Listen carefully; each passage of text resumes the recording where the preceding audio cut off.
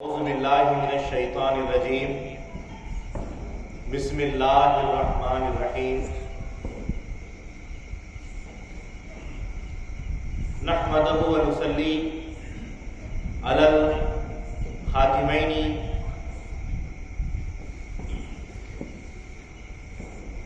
محمدین کریمین فصلی اللہ علیہما وعلی آلہما واصحابہما اجمعین اما بعد فقد قال میرا مہدی موعود علیہ السلام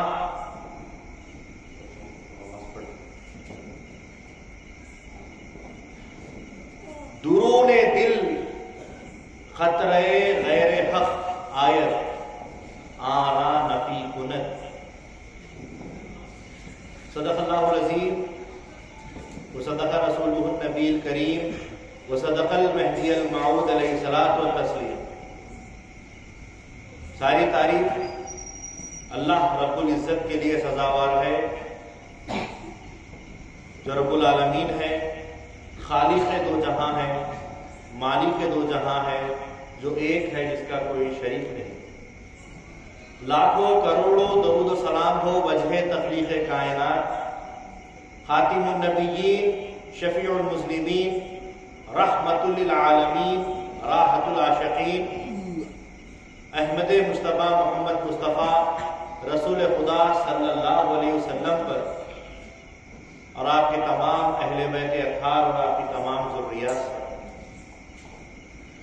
اسی طرح لاکھوں کروڑوں درود و سلام ہو خاتم ولایت محمدیہ پر جو ہمسر رسول اللہ ہے، معصوم عن الخطا ہے، مبین کلام اللہ ہے، امر اللہ، مراد اللہ، خلیفۃ اللہ ہے، اور ساتھ ساتھ آپ کے تمام اہل بیت اطہار اور آپ کے تمام ذریات ہیں۔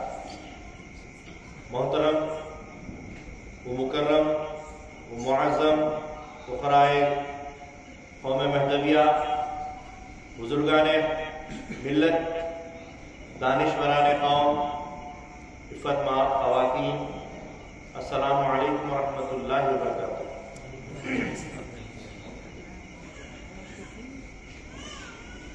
اللہ کے فضل و کرم اور اس کی توفیق کی بنا ہم روزانہ کوشش کر رہے ہیں، اللہ کروا رہا ہے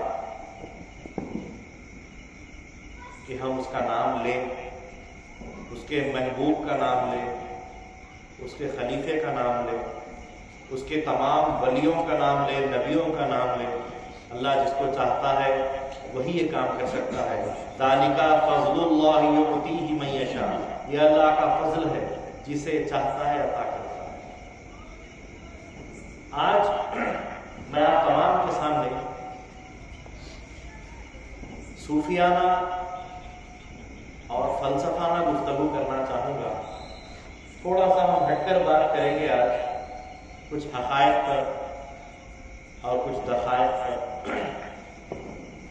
آج ہم بات کرنے والے ہیں دل کی تمام کیفیتیں اور اس کے احوال پر۔ دل کیا چیز ہے؟ حاضرین گرامی، حضرت امامنا مہدی موعود علیہ السلام فرماتے ہیں، غور سے سنیے گا، موعود علیہ السلام کا فرمان سنیے گا اور اس کی میں پھر تفہیم کرنے کی کوشش کروں گا۔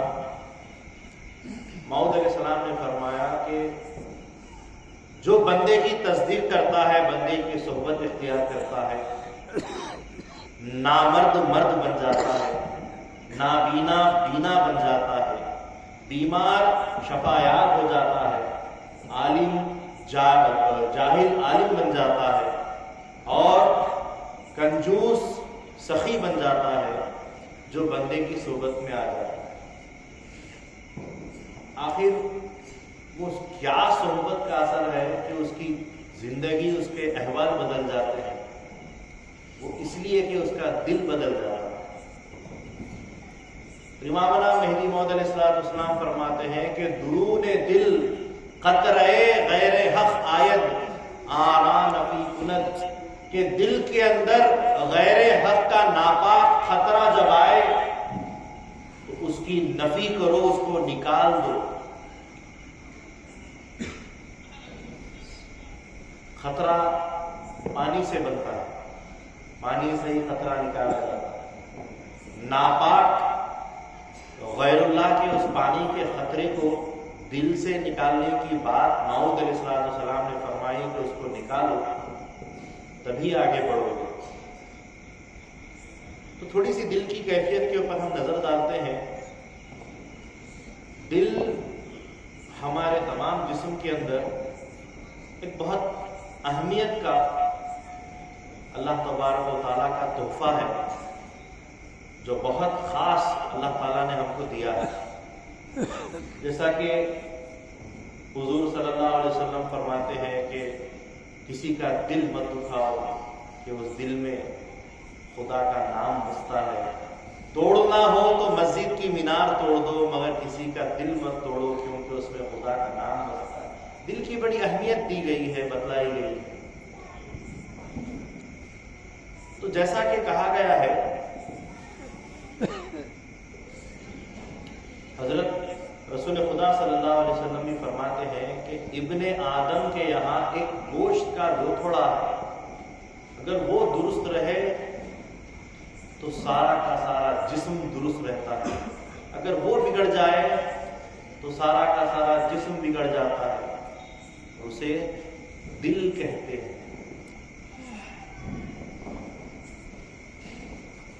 In human body, there is a piece of flesh and meat, and it's called heart. If that piece is in a good condition, then whole part of the body will be in a good condition. If it's not good, then everything is worst. سب ختم ہو جاتا ہے۔ And profit محمد صلی اللہ علیہ وسلم he tell about it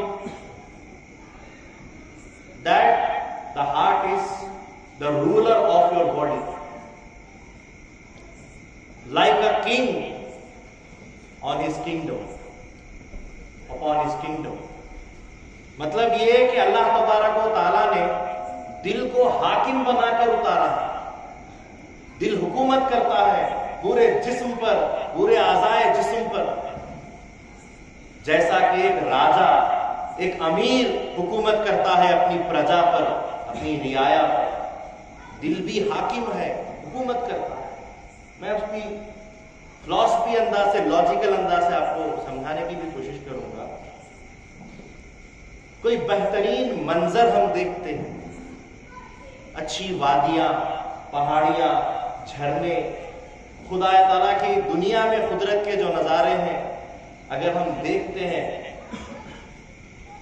تو بڑا ہم کو آنند آتا ہے، مزہ آتا ہے۔ آنکھ کا کام صرف دیکھنا ہے، مزہ کون لیتا ہے؟ دل لیتا ہے۔ آنکھ کا کام صرف دیکھنا ہے، مزہ لینا نہیں ہے۔ آنکھ کیا ہے؟ ہمارے جسم کا کیمرہ ہے جو کئی ہزار میگا پکسل رکھتا ہے۔ اس کا کام ہے دیکھنا اور دکھانا، وہ دیکھتا ہے۔ آنکھ کا کام ہے دیکھنا ہے، وہ دیکھتی ہے، اس کا مزہ دل لیتا ہے۔ ہم کوئی بہترین چیز کھاتے ہیں، زبان کا کام صرف اور صرف چکھ کر یہ بتانا ہے کہ یہ کھارا ہے، میٹھا ہے، تیز ہے، گرم ہے، ٹھنڈا ہے۔ زبان کا کام صرف مزے کا احساس دلانا ہے، لیکن اس مزے کے اندر سواد دلانا، اس کے اندر ٹیسٹ آ جانا، وہ کام دل کا ہوتا ہے۔ دل خواہش کرتا ہے تو پھر یہ چیز پسند آنے لگتی ہے۔ اسی طریقے سے بہترین خوشبو اگر ہم سونگھتے ہیں پسند آنے لگتی ہے۔ تو ناک کا کام ہے بدبو اور خوشبو کو سونگھنا، لیکن اس کو پسند کون کرتی ہے؟ تو دل کی کیفیت اس کو پسند کرتی ہے، دل پسند کرتا ہے۔ بہترین قرات، بہترین آواز، بہترین سنگیت کو جب کان محظوظ ہو کر سنتے ہیں یا کسی شور شرابے کو جب کان سنتے ہیں تو شور کو دور کرنا اور اچھی آواز کو سننا یہ کون کرتا ہے؟ کان کا کام ہے صرف اور صرف سننا، لیکن دل اس میں مزہ دیتا ہے۔ یہ کیا ہے؟ سارے جسم کے اعضاء دل کے غلام ہیں۔ دل خواہش کرتا ہے تو ہاتھ آگے بڑھتا ہے کسی چیز کو لینے کے لیے، دل خواہش کرتا ہے کہ کہیں جائیں تو پیروں کو حکم دیتا ہے تو وہ جاتے ہیں۔ دل حکومت کرتا ہے جسم، اور اس کے ساتھ ساتھ دل ہمارے جسم کا مین پارٹ ہے۔ سائنسداں کہتے ہیں دل کے تعلق سے کہ جس طریقے سے ایک مشین بغیر انجن کے کام نہیں کر سکتی، ایسا ہی جسم بغیر دل کے کام نہیں کر سکتا۔ جس طریقے سے انجن چلتے رہتا ہے، دل بھی دھڑکتے رہتا ہے۔ انجن رکا کہ مشین رک جاتی ہے، دل کی دھڑکن رکی تو یہ جسم، یہ جو مشین ہے یہ بھی رک جاتی ہے۔ جسم گویا کہ ایک ہارڈ ویئر ہے، ایک کمپیوٹر رکھا ہوا ہے، اس کے اندر جتنی بھی چیزیں ہوتی ہیں وہ ہارڈ ویئر ہوتی ہیں، اور دل اس کا سافٹ ویئر ہوتا ہے۔ اگر سافٹ ویئر انسٹال رہے گا اور اپڈیٹ ہوتا رہے گا تو برابر ہارڈ ویئر بھی کام کرتا رہے گا، لیکن اگر اس سافٹ ویئر میں خرابی آ جائے گی یا سافٹ ویئر بالکل برباد ہو جائے گا، ان انسٹال ہو جائے گا، تو کیا ہوگا؟ ہارڈ ویئر بیکار ہو جائے گا۔ آپ کے فون میں تھوڑے تھوڑے دنوں کو ایک اپڈیٹ آتا ہے، انسٹال کرو، ضروری ہے، نہیں کرو گے تو تمہارا فون ہینگ ہونے لگے گا۔ اسی طریقے سے یہ دل ہے، اس کو بھی جو سو اپڈیٹ کرنا پڑتا ہے۔ تو یہ دل ہے، یہ دل کی کیفیت ہے، اور اس دل کے تعلق سے اللہ کے نبی نے فرمایا کہ اس کو درست رکھو، یہ بگڑ گیا تو سب بگڑ جاتا ہے، یہ دل ہے۔ چلیے تھوڑا دل کے بارے میں اور جانتے ہیں، دل کی ظاہری کیفیت کو دیکھتے ہیں۔ سمجھ میں آ رہا ہے آپ کو؟ دل کی ظاہری کیفیت کو دیکھتے ہیں۔ دل کا جس کسی نے بھی نظارہ کیا ہے دل کیسے ہوتا ہے؟ ایسے ہوتا ہے۔ حقیقت میں دل ایک چلغوزے کی مانند ایک سنوبری طریقے کا ایک جو سو پرزا ہوتا ہے، جسم کا ایک لوتھڑا ہوتا ہے جو ہمارے ہاتھ کے جیسا لگتا ہے، یہ ہاتھ کی طرح، مٹھی کی طرح لگتا ہے۔ یہ دل کی کیفیت ہے، یہ ظاہر ہے دل کا۔ اور دل کے اندر کی کیفیت سائنسداں کہتے ہیں، ڈاکٹر اسکالرز کہتے ہیں کہ دل ایک ایسا گوشت کا لوتھڑا ہے جو خون کی صفائی کے لیے دل جسم میں رکھا گیا ہے، اور وہ اندر سے بالکل کھوکھلا ہوتا ہے، اور اس کے بالکل اندر کے حصے میں کالے رنگ کا خون ہوتا ہے۔ آپ نے اپنا تو دل کہاں دیکھا ہوگا، لیکن جانوروں کا دل آپ نے دیکھا ہوگا۔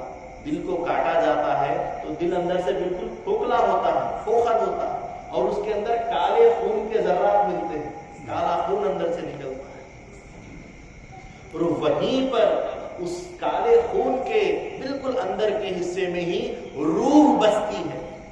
جسم میں روح ہوتی ہے، لیکن روح کی حقیقت کہاں بستی ہے؟ اس دل کے اس اندرونی حصے میں جہاں پر وہ کالے رنگ کا خون ہوتا ہے، دل وہاں جا کر بستا ہے۔ اب یہ دل ہیومن بینگز کی طرح، انسانوں کی طرح، اینیملز، برڈز، یہاں تک کہ سمندر میں رہنے والے فشز، جانوروں میں، پرندوں میں، مچھلیوں میں، ہر جاندار میں، یہاں تک کہ انسیکٹس، حشرات الارض جن کو کیڑے کہا جاتا ہے، ان کے اندر بھی دل ہوتا ہے۔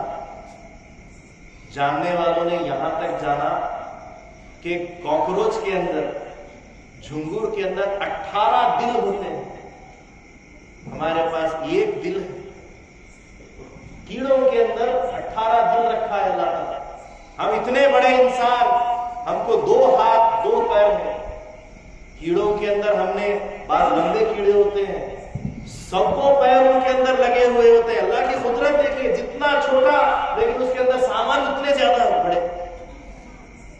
مچھر کو 1 نہیں 2 نہیں کئی آنکھیں ہوتی ہیں، یہ سائنس کہتی ہے۔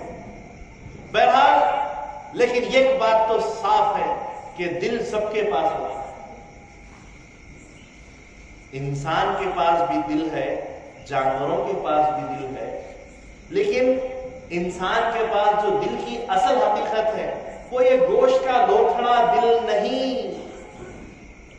اگر گوشت کا لوتھڑا ہی ہونا ہے وہ تو جانوروں کے پاس بھی ہے، ہمارے پاس بھی ہے، ہمارے میں اور ان میں کوئی فرق، کوئی انتر ہی نہیں رہے گا. اگر وہی دل ان کی طرح ہم ہمارا دل بھی بنائے رکھے. ہمارے دل کی حقیقت کیا ہے؟ دل کہتے ہیں لطافت ربانی کی جو باتیں اور اسرار اور حقائق اور دقائق ہے ان کی معرفت کا جہاں راز بستا ہے اس جگہ کا نام دل. یہ ہمارا دل ایسا ہونا چاہیے. وہ لطیف جگہ جہاں پر خدا تعالیٰ کے کئی راز بستے ہیں اس جگہ کا نام دل ہے. اگر دل ہے تو یہ ہے، اگر نہیں تو وہ گوشت کے لوتھڑے والا دل اگر ہم مراد لیتے ہیں تو وہ جانوروں کی طرح ہے، ہم میں اور ان میں کوئی فرق نہیں. ہم اشرف المخلوقات ہونے کا شرف چھوڑ دیتے ہیں اگر ہم جانوروں کے دل کی طرح اپنا دل سمجھتے ہیں. ہمارا دل وہ دل نہیں ہے. یہ تصوف ہے، یہ صوفیہ کہتے ہیں کہ دل وہ ہے جس کے اندر خدا تعالیٰ کی حقیقت کے، وحدانیت کے، معرفت کے، روحانیت کے، لطافت اور ربانی کے جتنے بھی اسرار، دقائق اور حقائق کی جو معرفت کا راز بستا ہے اس کو دل کہتے ہیں. اب تھوڑا فلسفانہ اعتبار سے یہ دل کا ظاہری حصہ ہوگا. اب ذرا دل کے باطن حصے پہ جاتے ہیں کہ دل کی اندر کی کیفیت کیا ہے. حاضرین گرامی، صوفیہ فرماتے ہیں کہ دل اب وہ مٹھی کی طرح گوشت کا لوتھڑا نہیں ہے. دل ایک بہت بڑا گھر ہے جس میں دو حصے رکھے جاتے ہیں. ایک حصہ نور کا، ایک حصہ نار کا. ایک جگہ روشنی، ایک جگہ اندھیرا. ایک طرف ٹھنڈک، ایک طرف گرمی. تو یہ دو دل کے اندر حصے اللہ تبارک و تعالی انسان کے دل میں یہ دو حصے رکھتا ہے. اب ان دو حصوں کے اندر دو اشیاء اللہ تبارک و تعالی پیدا ہونے کے ساتھ رکھ دیتا ہے. ایک حصے میں جہاں پر نار ہے، جہاں پر آگ ہے، جہاں پر اندھیرا ہے، وہاں ہوتا ہے شیطان، جس کو سورہ ناس میں کہا گیا خناس، من شر الوسواس خناس، وسوسے دینے والے خناس کے شر سے خناس بستا ہے جو شیطان ہے، جس کو اولیاء اللہ اور صوفیہ ہمزاد بھی کہتے ہیں.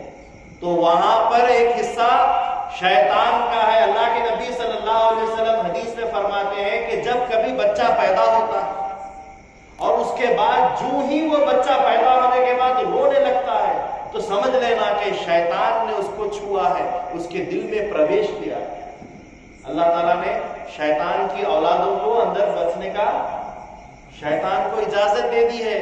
اس نے مانگا تھا کہ مجھے اجازت دو کہ اس آدم کو سجدہ نہیں کیا ہے، مجھے برباد کیا ہے، مجھے ابلیس بنایا ہے، مجھے دھتکارا ہے، میں اس کو، اس کی اولاد کو برباد کروں گا.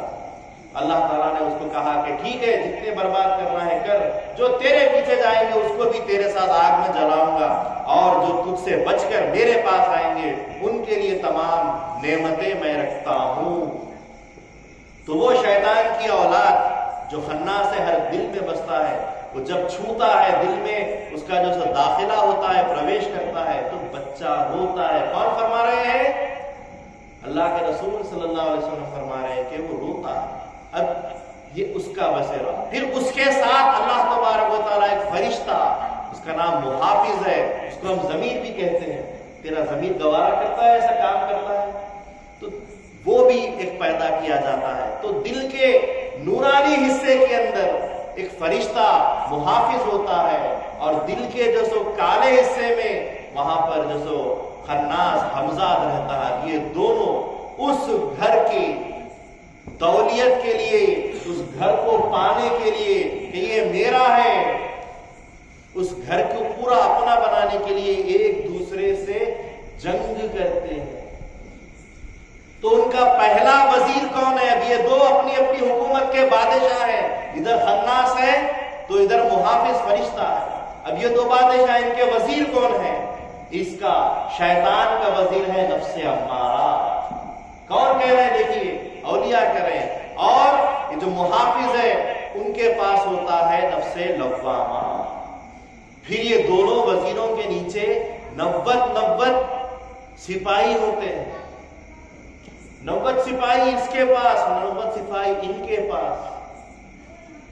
شیطان کے پاس 90 سپاہی ہوتے ہیں۔ وہ سپاہی کیا ہیں؟ تمام برے اخلاق، بری عادتیں، پھر طمع، غیبت، جھوٹ، مکاری، الزام، بہتان، یہ جتنے بھی ہیں یہ پورے اس کے لشکر ہیں، یہ اس کے سپاہی ہیں۔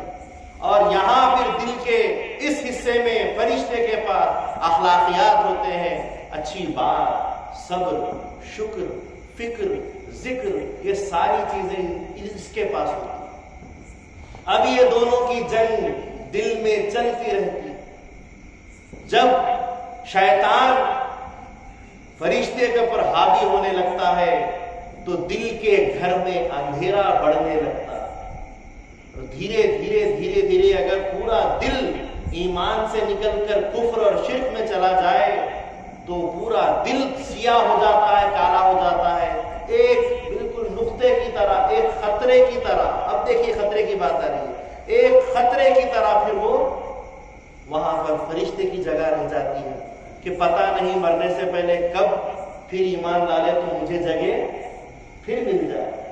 اسی طریقے سے جب ایمان آ جاتا ہے، اسلام آ جاتا ہے، دیندار ہو جاتا ہے، عبادت گزار ہو جاتا ہے تو روشنی بڑھتی جاتی ہے دل کے گھر میں، یہاں تک کہ شیطان سکڑتے سکڑتے بالکل ایک نقطے کی طرح رہ جاتا ہے۔ دوروں نے دل خطرہ غیر حق آیت، دل کے اندر غیر حق کا یہ خطرہ آتا ہے، آرا نفی کنت، اس کی نفی کرتے جاؤ، محمد علیہ السلام نے فرمایا۔ تو مرتے دم تک اس کی نفی کرتے رہنا ہے، وہ اتنا چھوٹا بن جاتا ہے تب بھی اس سے لڑتے رہنا ہے، بڑا رہے کہ چھوٹا رہے، جب تک زندہ ہے اس سے لڑتے رہنا ہے، اس کو دباتے رہنا ہے۔ جس دن بھی، جس وقت بھی اس کو دبانا بھول گئے وہ تھوڑا پھر بڑا ہو جاتا ہے، اس کو پنپنے نہیں دینا۔ ہم کسان لوگ ہیں، ہمارا کام کیا ہے؟ کھیتی کرنا۔ جب ہم اناج زمین میں اگاتے ہیں تو ہم دیکھتے ہیں کہ کچھ جنگلی پودے بھی آ جاتے ہیں بیچ بیچ میں، تو ہم کیا کرتے ہیں؟ اس کو اکھاڑ کر پھینکتے ہیں۔ اگر وہ زیادہ بڑھ جائیں گے تو ہمارے اناج، ہماری فصل خراب ہو جاتی ہے۔ اسی طریقے سے دل میں جب ایسی چیزیں پنپنے لگتی ہیں تو جب کا جب اس کو اکھاڑنا پڑتا ہے، نہیں تو دل بھی خراب ہوتا جائے گا، ادھر ادھر ادھر ادھر پورے ہر جگہ کالے کالے چھید پڑ جائیں گے، چتکبرا ہو جائے گا، پھر اور دیر کر دیں گے تو کالا ہونے لگے گا، اور دیر کریں گے تو اندھیرا آتے آتے بالکل پھر فرشتے کی جگہ نقطے برابر رہ جائے گا۔ تو بات یہ ہے کہ اس چیز کے لیے کام کیا ہے؟ تو اللہ کے رسول صلی اللہ علیہ وسلم فرماتے ہیں کہ دل کو اگر پاک کرنا ہے تو دو کام کرنا ضروری ہے، ذکر خدا کرنا ضروری ہے اور موت کو یاد کرنا ضروری ہے۔ جو ذکر کو اللہ کے یاد کرتا رہے گا، ذکر کرتا رہے گا، اس ذکر کے ذریعے سے وہ شیطان مرتا رہے گا، اور جو موت کو یاد کرتا رہے گا وہ بھی شیطان کو مارتا رہے گا۔ جب یہ دو چیزیں بھول جاتے ہیں، چھوڑ دیتے ہیں، تو پھر شیطان بڑھنے لگتا ہے۔ حضرت عمر فاروق رضی اللہ تعالیٰ عنہ فرماتے ہیں ہر چیز کو چمکانے کے لیے کوئی نہ کوئی چیز ہے۔ تلوار کو زنگ آ جائے تو تلوار چمکائی جاتی ہے، تلوار تو دل کو بھی زنگ آ جاتا ہے لوہے کی طرح، تو اس کو بھی چمکانا چاہیے، اور اس کو چمکانے کی چیز ذکر ہے، ذکری ہے، جس سے کہ دلوں کو جلا اور چمک حاصل ہوتی ہے۔ تو اللہ کا ذکر ہے، یہ چیز ضروری ہے۔ بات سمجھ میں آ رہی ہے؟ اسی لیے امامنا مہدی موعود علیہ السلام نے ذکر اللہ کو فرض فرمایا کہ ذکر اللہ کا ہم پر فرض ہے، صبح و شام فرض ہے، اٹھے بیٹھے لیٹے ذکر فرض ہے، جب تک کہ سانس میں سانس ہے ذکر فرض ہے۔ اور پھر اس ذکر کے لیے لوگوں نے پوچھا کہ مہدی موعود علیہ السلام سے کہ میرا جی پورے قرآن کا لب لباب، اس کا پورا مواد، اس کا پورا خلاصہ ایک آیت میں بیان فرمائیے۔ تو مہدی موعود علیہ السلام فرماتے ہیں تم قرآن کیا پوچھتے ہو؟ توریت، زبور، انجیل، قرآن، جتنے بھی اللہ کے کلام، اللہ کے صحیفے ہیں، جتنے بھی پیغمبر آئے ہیں انہوں نے ہدایتیں دی ہیں، ان سب کا لب لباب میں ایک آیت میں بولتا ہوں، اور وہ ہے لا الہ الا اللہ۔ ذکر لا الہ الا اللہ ہی سب سے بڑی چیز ہے جس سے کہ دل کو جلا ملتی ہے، فرشتے کو ہتھیار ملتا ہے جس سے کہ لڑ سکے۔ سمجھ میں آ رہی ہے بات؟ اب اسی چیز کو حضرت رسول خدا صلی اللہ علیہ وسلم فرماتے ہیں کہ ذکر بھی تین طریقے کا لوگ کرتے ہیں۔ ایک ذکر ہوتا ہے جو صرف زبان سے کیا جاتا ہے مگر دل سے نہیں کیا جاتا، یہ ابتدائی وقت ہے، اولین وقت میں ایسا ذکر ہوتا ہے، شروع میں۔ پھر ایک ذکر ہوتا ہے دل ذکر کرتا ہے مگر زبان ذکر نہیں کرتی، وہ بھی ایک قسم کا ذکر ہوتا ہے۔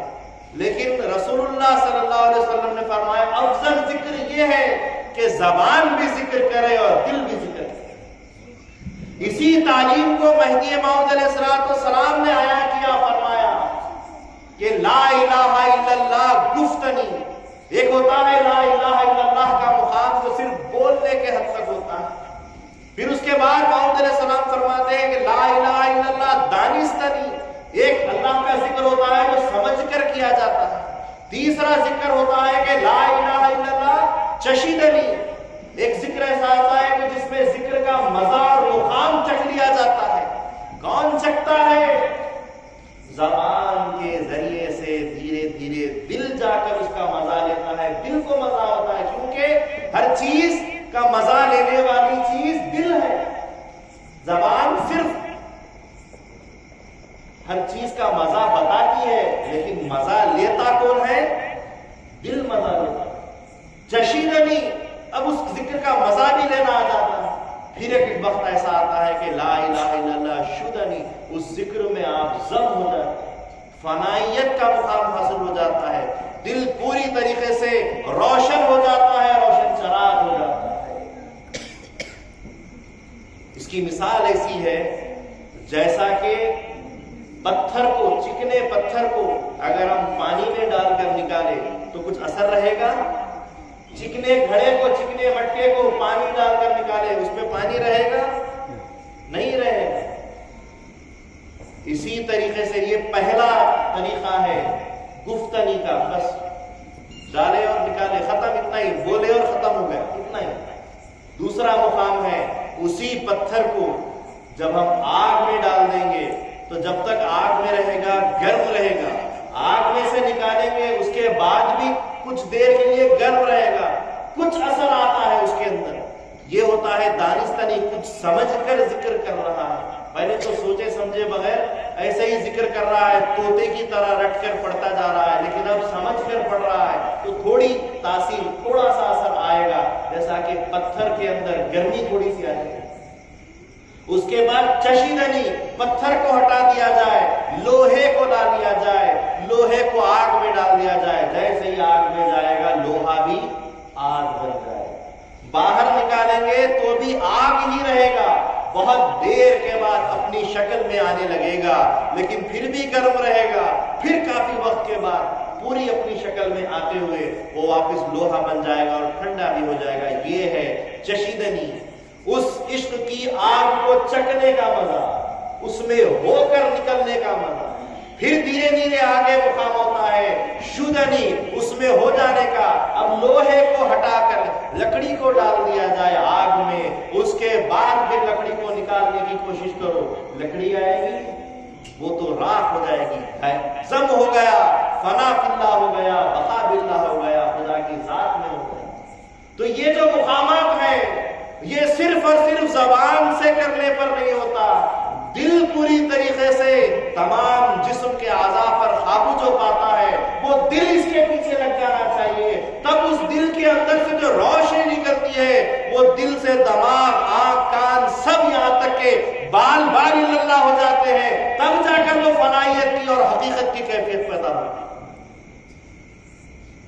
یہ مقام ایسا بنتا ہے جب دل ہمارا اس پاکی کو حاصل کرتا ہے، تو دل کو سب سے پہلے غیر حق کے خطرے سے پاک کرنا چاہیے، اور اس کو پاک کرنے کے لیے سب سے پہلی چیز یہ ہے کہ ہم پہلے توبہ کریں۔ یا اللہ میں سچی توبہ کرتا ہوں، جیسا کہ بندگی میں شاہ نعمت رضی اللہ تعالیٰ عنہ فرماتے ہیں کہ توبہ ایسی کرو جیسا کہ بکری کے تھنوں سے دودھ نکل جانے کے بعد واپس نہیں جا سکتا، توبہ ایسی ہونی چاہیے کہ ایک بار اس گناہ سے توبہ کرنے کے بعد پھر واپس نہیں جانا چاہیے۔ سب سے پہلے توبہ ہوئی کہ اس کے بعد پھر ذکر۔ یہ طہارت باطن ہے، اندر کی طہارت، اندر کی طہارت، دل کی طہارت، تطہیر قلب کی طہارت۔ مگر ایک طہارت جو ہم کرتے ہیں وہ طہارت ظاہری بھی ہوتی ہے، پانی نہاتے ہیں، نہانے کے ساتھ جسم پاک ہوتا ہے، اوپر کی طہارت بھی ہوتی ہے، جگہ کی طہارت ہوتی ہے، جسم پاک، اندام پاک، جائے پاک، یہ سب یہ بھی پاکیاں ہیں۔ ہم نے پہلے باطن کی پاکی کی طرف دیکھا، جیسا کہ قرآن میں اللہ تعالیٰ ارشاد فرماتا ہے ان اللہ یحب التوابین ویحب المتطہرین، اللہ تعالیٰ توبہ کرنے والوں کو، جیسا کہ ہم نے پہلے توبہ کی اور اندر کی طہارت کی، باطن کی اور باطن کی طہارت کی بات کی، اللہ تبارک و تعالیٰ نے توبہ کرنے والوں کو محبوب رکھا ہے، اور پاک ہونے والوں کو توبہ کرنے کے بعد انسان پاک ہو جاتا ہے۔ کیسے پاک ہوتا ہے اس کی مثال سنو۔ ایک کافر، ایک مشرک، ایک بت کی پوجا کرنے والا جب مسلمان ہونے کا ارادہ کرتا ہے، اب آپ غور سے سنیے میری بات کو، میں تھوڑا آگے پیچھے کرتے ہوئے بات کہہ رہا ہوں۔ مثال کے طور پر کسی مرشد کے یہاں وہ جا رہا ہے، مسجد کو جا رہا ہے، اور گھر سے نہا کر صاف کپڑے پہن کر ٹوپی پہن کر گیا، وہاں پر اسلام قبول کرنے کے لیے، ابھی مسلمان نہیں ہوا ہے، کیا کرنے کے لیے گیا ہے؟ اسلام قبول کرنا ہے ابھی، تو کیا کیا کہ مسجد کو جانا ہے تو نہایا دھویا، اچھے سفید کپڑے پہن کر ٹوپی پہن کر مسجد کو کسی مرشد یا کسی عالم یا کسی اللہ والے کے پاس گیا، جا کر بیٹھا کہ میں مسلمان ہونے کے لیے آیا ہوں۔ کہا کہ پکا ارادہ ہے؟ کہا کہ ہاں۔ کیا دل سے ارادہ ہے؟ سوال دیکھیے، کسی نے دباؤ میں آ کر تم کو کیا ہے، کوئی ڈرا کر کرا رہا ہے، یا کسی لالچ میں کر رہے ہو؟ دل سے کرتے ہو تو مانو، ورنہ دوسرا رستہ تمہارے لیے ہے، جاؤ دنیا بہت بڑی، جو کرتے کرو، دل سے مانو۔ ابتدا سے کیا بات ہو رہی ہے؟ دل۔ اب وہ نہا دھو کر آیا ہے، وہ کہنے لگا کہ میں دل سے مانتا ہوں کہ اسلام سب سے بہترین مذہب ہے، اللہ ایک ہے، میں سب مانتا ہوں، بس مجھے آپ کلمہ پڑھا دیجیے۔ تو اب اس کو کلمہ پڑھائیں گے، لا الہ الا اللہ محمد رسول اللہ، کو کلمہ پڑھ لیا، تو اب کیا کرنا پڑے گا؟ شریعت کیا بولتی ہے یہ دیکھیے، اس کو عالم مرشد جو بھی ولی رہیں گے، جو بھی اللہ والے رہیں گے، اس نئے مسلمان کو، نئے اسلام کو قبول کرنے والے اس مصدق مومن کو کہیں گے جاؤ پھر سے پانی نہا کر۔ وہ کہے گا میں نہا کر صاف کپڑے پہن کر آیا ہوں۔ کہا کہ بحالت کفر جب تک تم تھے تم نجس ہی تھے، اب تم پاک ہوئے ہو کلمے سے، کلمہ پڑھنے سے۔ جیسا کہ برتن میں کترا منہ ڈال دیتا ہے، تو کلمہ پڑھتے ہوئے 7 بار دھونے کا حکم ہے، 4 بار مٹی سے یا 3 بار پانی سے، 7 بار دھونا۔ کیا پڑھ کر دھونا؟ کلمہ۔ کلمہ پڑھنے سے پاک ہوتے ہیں۔ تو نہا کر آ گیا، اس سے پہلے بھی نہاتا تھا لیکن تو ابھی تک پاک نہیں ہوا، اب پاک ہوا، کیونکہ قرآن کہتا ہے انما المشرکون نجس، مشرکین نجس ہوتے ہیں، نجس یعنی کہ گندے، غلاظت ہوتی ہے، تو کیا ان کی گندگی اوپر یہاں لگی ہوتی ہے؟ نہیں، ان کے دل گندے ہوتے ہیں، شرک سے، کفر سے دل گندے ہوتے ہیں، اس دل کو کلمے سے پاک کیا گیا ہے، اب اس کلمے کی پاکی دل پر جو ہوئی ہے اس کے لیے پھر غسل کرنا فرض ہو جائے گا، اگرچہ کہ نہا کر آیا ہے، جائے پھر نہا کر آئے، پھر نہا کر آئے گا، اس کے بعد اس کو وضو کروانا سکھائیں گے، پھر نماز پڑھنا سکھائیں گے، تو طہارت پر طہارت ہو رہی ہے، نہانے پر پھر نہلایا جا رہا ہے، یہ ہے ظاہری طہارت، اس ظاہری طہارت بھی باطن کی طہارت سے ہی آتی ہے، زبان سے کلمہ پڑھنے پر مسلمان ہوتے ہیں، دل سے کلمہ پڑھنے پر مومن ہوتے ہیں، زبان سے اقرار اور دل سے یقین، اسی کا نام اسلام ہے، اسی کا نام ایمان ہے، دل بڑا ہر معاملے میں جڑا ہوا ہوتا، تو اب ظاہری طہارت، ظاہری پاکیاں، بزرگان دین نے باطن کو پاک کرنے کے لیے جس طریقے سے ذکر اور توبہ کا دو بڑے بڑے عہدے رکھے ہیں، تحفہ رکھے ہیں، اسی طریقے سے بزرگان دین نے ظاہری طہارت کو بھی باطن کی طرف لے جانے کو بتلایا، جیسا کہ رسول اللہ صلی اللہ علیہ وسلم نے ایک مرتبہ فرمایا، ایک ندی بہ رہی تھی، حضور نے فرمایا اگر اس ندی میں تم روزانہ 5 بار نہاؤ تو کیا تمہارے جسم پر میل رہے گا؟ کہا یا رسول اللہ نہیں، تو حضور صلی اللہ علیہ وسلم فرماتے ایسے ہی 5 بار نماز پڑھا کرو تو تمہارے دل سے بھی میل چلا جائے گا، دل میں بھی میل نہیں رہے گا، یعنی پہلے 5 بار نہانے کو فرمایا، نہاؤ، نہایا کرو، حضور کا فرمان ہے تم علی الوضوء یحبک حافظک، وضو پر وضو کرتے جاؤ، غسل پر غسل کرتے جاؤ، تاکہ تمہارا جو حافظ ہے وہ تم سے محبت کرنے لگے، پاکی پر پاکی حاصل کرنے سے اللہ محبت کرتا ہے۔ حضرت امام بخاری رحمت اللہ علیہ جب کبھی حدیث لکھنے کے لیے بیٹھتے اکثر غسل کرتے، وضو کرتے، 2 رکعت نماز پڑھتے، اس کے بعد حدیث لکھتے تھے، کتنی پاکی کا خیال کہ اللہ کے رسول صلی اللہ علیہ وسلم کی گفتگو کو میں اپنے قلم میں لاتے ہوئے لکھ رہا ہوں، اس کا اعزاز، اس کی عزت کہ میں تازہ غسل کروں، تازہ وضو کروں اور پھر نماز پڑھ کر لکھوں، دوسری حدیث لکھنے کے لیے پھر جاتے تھے۔ پاکی پر پاکی کیوں؟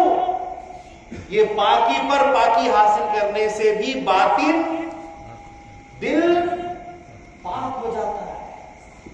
ایک مرتبہ حضرت ابراہیم خواص، غور سے سنیے، ابراہیم خواص رحمت اللہ علیہ جامع مسجد کے اندر سو رہے تھے اور اچانک آپ کو احتلام ہو جاتا ہے، آپ ناپاک ہو جاتے ہیں، جسم، احتلام سمجھتے ہو نا، جو جوان ہونے کے بعد بچوں کو ہوتا ہے تو احتلام ہو جاتا ہے، جسم ناپاک، کپڑے ناپاک ہو جاتے ہیں، تو مارے ڈر کے کانپتے ہوئے مسجد سے نکلتے ہیں اور غسل خانے میں فوراً جاتے ہیں اور نہاتے جاتے ہیں، نہاتے جاتے ہیں، اس ڈر سے، اس خوف سے، دل میں ایک خوف ہے خدا کہ میں ناپاک بھی ہوا تو کہاں ہوا، اللہ کے گھر میں ناپاک ہو گیا، اگر اس اللہ کے گھر میں مجھے اس وقت موت آ جاتی تو خدا کے گھر میں ناپاک موت مجھے آ جاتی، کیا ہوگا میرا؟ اس ناپاکی پہ اتنا ڈرے، اتنا خوف کھائے کہ نہاتے جا رہے، یہاں تک کہ 70 مرتبہ 60 مرتبہ نہا لیتے ہیں، اور اسی غسل خانے میں اسی نہاتے نہاتے آپ کی جان نکل جاتی ہے، انتقال کر جاتی ہے۔ کیسا خوف، پاکی پر پاکی، پاکی پر پاکی۔ حضرت بایزید بستامی رحمت اللہ علیہ فرماتے ہیں، اور سے سنیے، جب کبھی میرے دل میں دنیا کا خیال آ جاتا ہے تو میں فوراً جا کر وضو کر لیتا ہوں۔ دل میں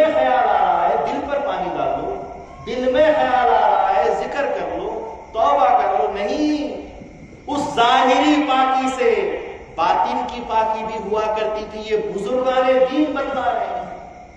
جاتے تھے فوراً وضو کر کے آ جاتے تھے اور پھر کہتے کہ جب جب مجھے دنیا کا خیال آتا ہے اس وقت میں وضو کر لیتا ہوں, جب جب مجھے آخرت کا خیال اور خوف آتا ہے تو میں غسل کر لیتا ہوں, کیونکہ حدث کے لیے وضو ہے, یعنی پیشاب پاخانے کو جاتے ہیں تو اس کے لیے وضو ہے, لیکن جنابت کے لیے غسل ضروری ہے. دنیا میرے لیے حدث ہے حضور کے فرمان کی طرح, اور آخرت کے لیے میں جنابت سمجھتا ہوں, اسی لیے میں غسل کر لیتا ہوں. آخرت کا جب خوف آتا ہے, دوزخ پہ وہ احوال آتے ہیں تو میں فوراً غسل کر لیتا ہوں. تو دنیا کی جب حقیقت آتی ہے, دنیا کی خواہش آتی ہے تو میں وضو کر لیتا ہوں. ایک مرتبہ حضرت سفیان ثوری رحمت اللہ علیہ فرماتے ہیں کہ میں اکثر نماز کے لیے غسل پر غسل کیا کرتا ہوں, یہاں تک کہ میں بیمار ہونے سے پہلے ایک نماز کے لیے 60 سے 70 بار غسل کر لیتا تھا, ایک نماز کے لیے. پھر میں بیمار ہو گیا, مجھے بیماری نے گھیر لیا, اور اس بیماری نے مجھے ایسا گھیرا کہ میرا دم نکلنے پر آیا. جس دن میرا دم نکلنے والا تھا, صبح سے لے کر دم نکلنے تک میں خدا سے یہ دعا کرتا تھا کہ اے باری تعالیٰ, موت آنی ہے, موت برحق ہے, حقیقت ہے, آ جائے, لیکن ایسے وقت میں آئے کہ میں اس وقت ناپاک نہ رہوں, میں پاکی کی حالت میں مروں. یہی میں دعا کرتا ہوں. حضور صلی اللہ علیہ وسلم نے ایسے ہی نہیں فرمایا الطہور شطر الایمان, پاکی آدھا ایمان ہے. آدھا ایمان ظاہری پاکی, آدھا ایمان باطنی پاکی, اور ایمان خدا کی ذات. ایمان ذات خدا, ایسے ہی ایمان مل جاتا ہے, خدا کی ذات مل جاتی ہے جب ہم باطن اور ظاہر کی پاکیوں میں لگ جاتے ہیں. دل کو پاک کرتے جائیں, جسم کو پاک کرتے جائیں, خدا مل جاتا ہے. حضرت امامنا مہدی موعود علیہ السلام بھی کیا کر رہے تھے؟ سابرمتی ندی کے یہاں غسل کرنے کے لیے ہی تو گئے تھے, غسل کرنے کے لیے بیٹھے تھے. ایک نوجوان مشرک یا کون تھا انجان آیا, وہ بیٹھا ہوا تھا. موعود علیہ السلام نے اس سے کہا کہ ذرا بھائی ہماری پیٹھ مل دو. تو وہ نوجوان موعود علیہ السلام کا حکم سن کر مہدی موعود علیہ السلام کو نہلانے لگا, پیٹھ ملنے لگا. مہدی موعود علیہ السلام اس سے نہا چکے, اس کے بعد پلٹ کر فرمایا بیٹھو, ہم بھی تمہاری پیٹھ مل دیتے.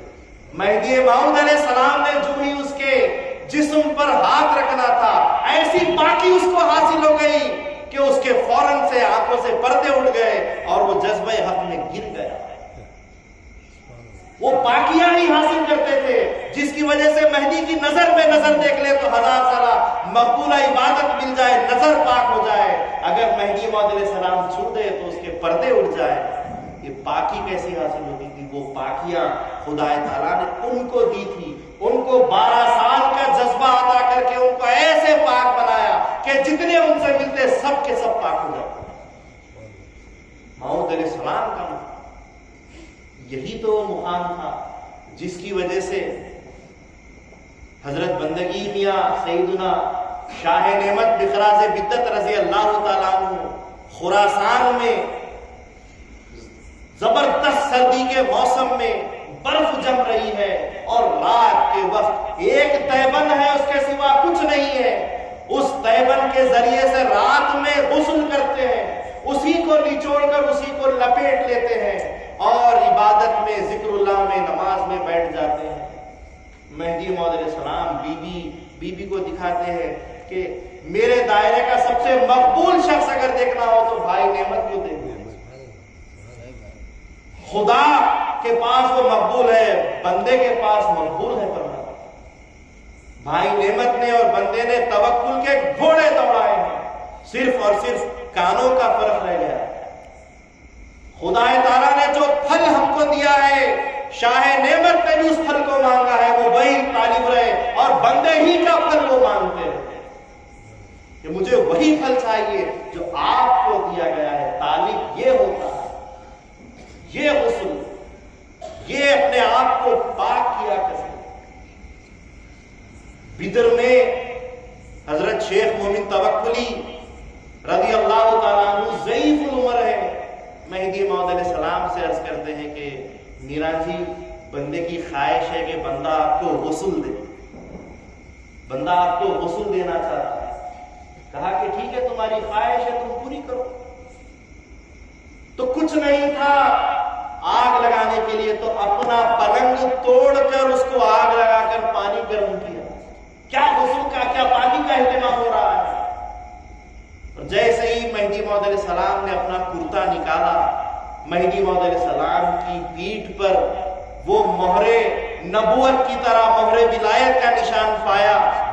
جو حضور کے پاس مہر نبوت کا نشان پیٹھ پر تھا ویسا ہی نشان مہر ولایت کا. مہدی حق ہے تو وہاں جتنا برابر ہے یہاں پر بھی اتنا برابر ہوگا. یہی ہم شریعت کی مثال ہے کہ وہاں مہر ہے تو یہاں بھی مہر ہونی چاہیے. اس مہر کو دیکھنے کے لیے ایک معمولی ظاہری غسل کا باقی کا اہتمام کیا گیا.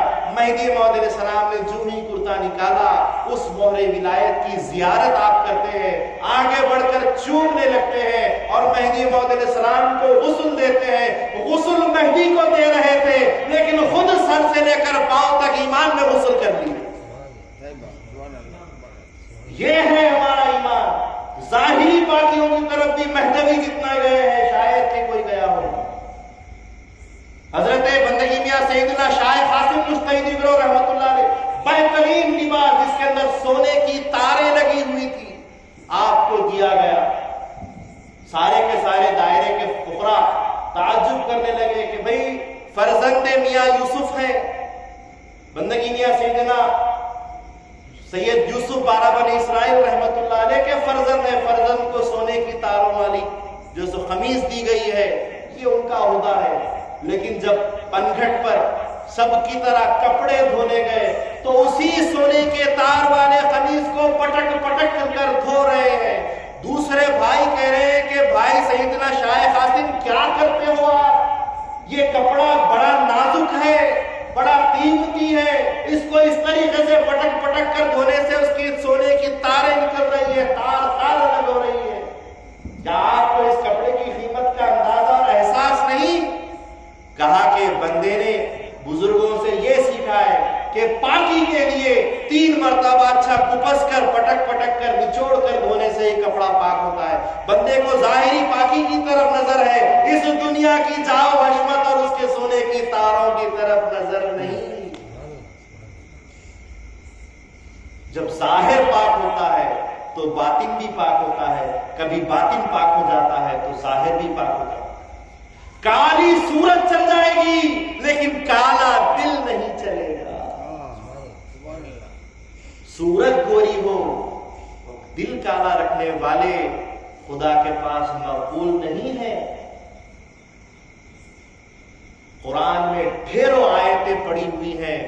اللہ تعالیٰ نے فرمایا ہے کافروں کے طرف ختم اللہ علی قلوبہم، ہم نے ان کے دلوں کو بند کر دیا ہے. ایک جگہ اللہ تعالیٰ ارشاد فرماتا ہے ہم چاہتے ہی نہیں کہ کافروں کو پاک کرے. انما المشرکون نجس، اور مشرکین تو نجس ہیں. فی قلوبہم مرض فزادہم اللہ مرضا، ان کے دلوں میں ایک مرض ڈال دیا ہے اللہ اور وہ مرض بڑھتے رہتا ہے. وہ دنیا کی محبت اور تمام حرام کاریاں یہ ان کے دل میں مرض پڑ چکا ہے اور وہ مرض بڑھتے رہتے ہیں. ان کے دلوں میں ٹیڑھا پن ہے. ان کے فی قلوبہم غلف، ان کے دلوں کے اوپر پردے پڑ گئے. مومن کا دل وہ ہوتا ہے جو آئینے کی طرح صاف ہوتا ہے جس میں اچھائی اور برائی کا وہ اندازہ لگاتا ہے. کافر کا دل بالکل سیاہ ہوتا ہے، کالا ہوتا ہے، اس میں کچھ نظر نہیں آتا کیا اچھا ہے کیا برا ہے. اور منافق کا دل وہ ہوتا ہے اس آئینے کی طرح جس پر پردہ ڈال دیا جاتا ہے جیسا کہ کسی پر ہم غلاف اڑا دیتے ہیں. ہمیں چاہیے کہ ہم اپنے دل کو مومن کا دل بنائیں، آئینے جیسا بنائیں، پاک شفاف روشن بنائیں. تو اس کے لیے ضروری یہ ہے کہ ظاہر کی بھی پاکی کرے، باطن کی بھی پاکی کرے. ایسے ہی پاکیوں سے ہم پاک ہو سکتے ہیں. بہرحال اللہ تعالیٰ بولنے سننے سے زیادہ ہم کو عمل کی توفیق عطا فرمائے۔ جو بھی ہمارے دل میں اگر دنیا آ رہی ہے، اللہ سے دعا کرتے ہیں کہ اللہ تعالیٰ اس دنیا کو دور کرے اور خدا کا نام، خدا کی ذات اس دل میں بسائے۔ حقیقت دل کا جو مقام ہے، جہاں اللہ تعالیٰ کا عرفان بستا ہے، وہ اس دل کو مقام اللہ ہمارے بنا دے۔ اللہ تعالیٰ سے دعا ہے کہ جتنے بھی یہاں ہمارے مسلمان بھائی، مہدوی بھائی ہیں، ان تمام کے دلی نیک خواہشات کو اللہ تعالیٰ قبول فرمائے۔ اللہ تبارک و تعالیٰ نے جب ہم کو یہ ہدایت دے دی ہے، تمہارے دل سے اس ہدایت کو اللہ دور نہ فرمائے۔ اللہ تبارک و تعالیٰ ہم کو، ہماری نسلوں کو جب تک بھی زندہ رکھے ایمان پر اور اللہ تبارک و تعالیٰ کے جو سو عبادات پر باعمل بنا کر ہم کو اللہ زندہ رکھے، ہماری نسلوں کو باعمل بنا کر مارے اور باعمل لوگوں میں ہمارا شمار فرمائے۔ اللہ تعالیٰ صغیرہ اور کبیرہ گناہوں سے ہم کو محفوظ فرمائے۔ جو گناہ ہو چکے ہوں اللہ تعالیٰ ہم کو توفیق دے کہ ہم اس کی توبہ کریں۔ اللہ تبارک و تعالیٰ ہم کو آخرت میں اور دنیا میں اپنا دیدار سرفراز فرمائے۔ آمین۔ وآخر دعوانا ان الحمدللہ رب العالمین۔ ٹھیک ہے؟ بنو